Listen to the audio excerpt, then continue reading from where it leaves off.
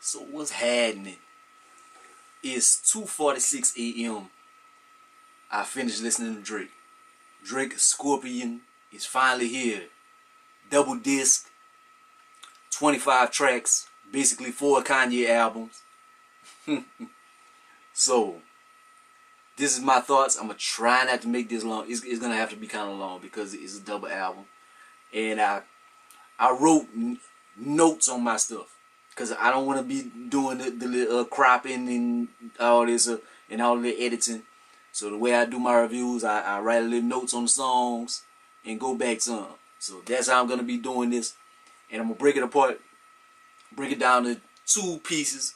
Because the first album is basically kind of his rap album. And the second one is more of his R&B. So he kind of broke up his styles. And I kind of figured out which Drake I like the best. I kind of like light-skinned singing Drake the best. I'm going to get to that. But I'm not going to name every song. Like the songs I'm feeling on the first disc, I like Emotionless. I like the sample. He addresses his son. Like I mentioned it because it was like a big thing on that song. Because I was like, oh, he mentioned his son. But after you listen to the album, like he mentions his son a lot. Like, yeah. So 8 out of 10. That's one of the tracks I like. I'm not gonna mention any of the singles and stuff, because we all heard that. And if you like them, you like them. If you don't like them, you don't like them. Like I don't want to just regurgitate the same old thing. 8 out of 10, I like that. Mob Ties. I usually probably wouldn't like a vibe like that on a lot of projects. But for some reason, I guess because Drake put his touch on it. Pause. I like this song. I like this song. Like I'm not like super crazy about it and stuff, but I really like this joint. Can't Take a Joke. It has kind of a Bay Area vibe to it, but it is nice. Like all the ones I wrote down, I wrote the ones that I like. Like the first few, like the intro, he's saying some shit on there, but like his flow is kind of like he catching the beat weird.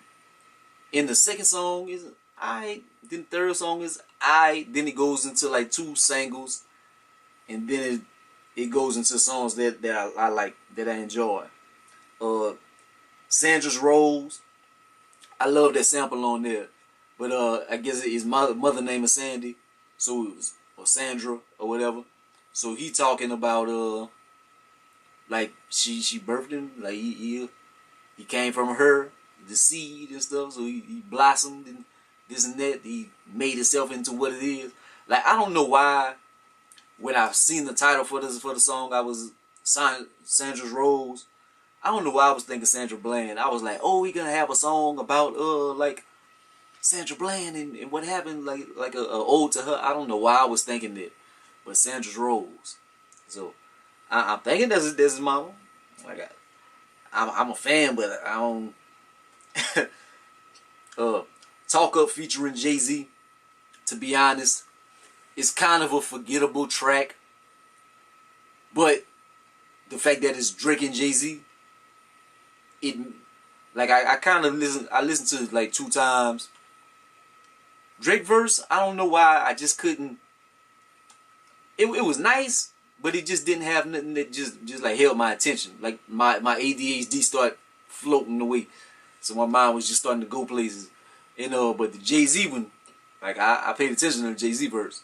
Jay-Z merged it, and what, like a line that he said, I don't know the exact line, but he said something about they killed X, but Zimmerman still living. It's like he said something about like the hood is dead or something, like man, we kill our own people and shit, but they got Zimmerman still running around, man. Like the hood ain't shit. Like kind of in that lane of thinking. Let me see. And then on to the last track on there, Is There More? This one has that old Drake vibe. Like that beat reminds me of like his like So Far Gone, Take Care kind of stuff. Like you know how 40 kind of does his beats, and it has like a sounds like some of the instrumental be like reversed. Like he just put some kind of twist on it to give us like some kind of vibe. Like it has that vibe to it. Like it's a dope track. So that's the end of this one. And this one, the raps and stuff was good. They had some joints. They didn't have like nothing that I was like, oh, I love this. Like I liked it. I liked the first album, but it wasn't just like that's my shit. Like on the first listen and stuff. So, but there were a lot of joints that were nice. There wasn't nothing I really like hated or whatever. I give the first disc an 8. I'm gonna be nice. I ain't gonna give it no lesser. I ain't gonna give it like 7 or nothing. I'm gonna give it an 8 because there was a lot of joints that I liked, but there was nothing that I was like crazy about. And moving on to disc 2, the R&B side of the Drizzy, and I really like this. I really like this right here. Like I wrote tracks that I like. I bit my tongue. I wrote tracks that I like. And I think I wrote almost like every song.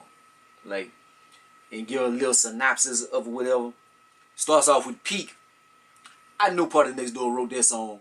Like, that song sounds like it comes right from Party Next Door's next album or something. Party Next Door wrote that. I don't care. I need to see some credits or whatever. I don't need to see the credits. I know Party Next Door wrote that. But I like Party Next Door. I love his music. He wrote that. But you can tell. But it's a dope record. I really like that vibe. Like the vibes on these tracks are real dope. Like I was thinking of getting it. It was going down the lane of a 10, but I'm gonna get to that. Moves on the Summer Games. That's kind of a pop vibe, but it's still dope. Jaded. This a smooth record. Like real smooth. Like laid back, chill. But I really like that. Finesse. That's one of my favorite joints on this album, period. And I'm gonna try to start breezing through them a little bit more. Ratchet Happy Birthday. Like the title of this song is like Ratchet Happy Birthday. What this gonna be? But this is the part of the album where he starts to, because the whole beginning of the album is just like so smooth. It's just smooth like silk. But then whenever they start getting to this part, like the tempo kind of jumps up a little bit. It starts getting more like something you kind of vibe and dance to. Like that's cool, but I like that, just that chill vibe. Like it was starting off like a her on like a her vibe, or I'm trying to think of like chill artists like Black and like some Party Next Door stuff. Like he was just on that just chill all the way. But then he started to drink it up a little bit. But I ain't mad at him for it. That's How You Feel, another up tempo kind of joint. It has a Nicki Minaj sample like on the hook, and it's alright. It's pretty dope. Blue Tint, like I wrote it down, but it's not one of the strongest records. Not one of the strongest records on there, but it's nice. In My Feelings, this comes it's another Nice for What. Like Nice for What has that ratchet like New Orleans type jig music. Like this another one. He has 2 of those type records on this album, so that's the second one.